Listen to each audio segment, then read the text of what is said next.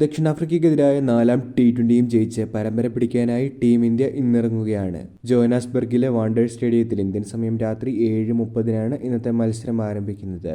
ആദ്യ മത്സരത്തിലെ സെഞ്ചുറിക്ക് ശേഷം തുടർച്ചയായ 2 മത്സരങ്ങളിൽ 0-ന് പുറത്തായ മലയാളി താരം സഞ്ജു സാംസണ് പരമ്പരയിലെ അവസാന മത്സരത്തിൽ മികച്ച സ്കോർ നേടേണ്ടത് അനിവാര്യമാണ്.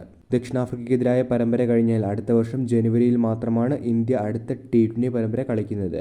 ഇംഗ്ലണ്ടിനെതിരായ 5 മത്സര ടി20 പരമ്പരയിൽ ടീമിൽ സ്ഥാനം നിലനിർത്താൻ സഞ്ജുവിന് മികച്ച പ്രകടനം അവസാന ടി20യിൽ പുറത്തെടുക്കേണ്ടതായുണ്ട്. 8 മത്സരങ്ങൾക്ക് ശേഷം അർദ്ധ സെഞ്ചുറി പ്രകടനവുമായി എത്തിയ അഭിഷേക് ശർമ്മ സഞ്ജുവിനൊപ്പം ഓപ്പണിംഗിൽ തുടരും. 3ാം ടി20യിൽ സെഞ്ചുറി പ്രകടനത്തോടുകൂടി ഇന്ത്യൻ ടീമിൽ നിർണായകമായി മാറിയ തിലക് വർമ്മ 4ാം ടി20യിലും ടീമിനൊപ്പം തുടരും. 3ാം നമ്പറിൽ തിലക് വർമ്മ എത്തുമ്പോൾ 4ാം നമ്പറിലായിരിക്കും ക്യാപ്റ്റൻ സൂര്യകുമാർ യാദവ് ബാറ്റിംഗിനായി എത്തുക. പരമ്പരയിൽ സൂര്യകുമാർ യാദവിനും ഇതുവരെ അത്ര മികച്ചൊരു പ്രകടനം പുറത്തെടുക്കാൻ സാധിച്ചിരുന്നില്ല.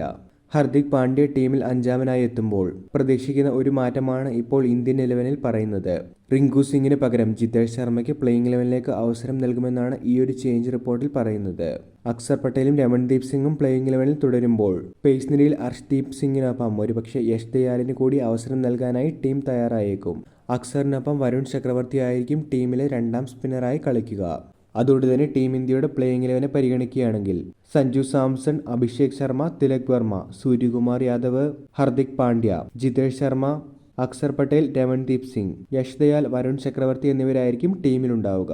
വീഡിയോ അവസാനിക്കുന്നു. ഏറ്റവും പുതിയ ക്രിക്കറ്റ് അപ്ഡേറ്റുകൾക്കായി ചാനൽ ഇപ്പോൾ തന്നെ മറക്കാതെ സബ്സ്ക്രൈബ് ചെയ്തു വെച്ചേക്കുക.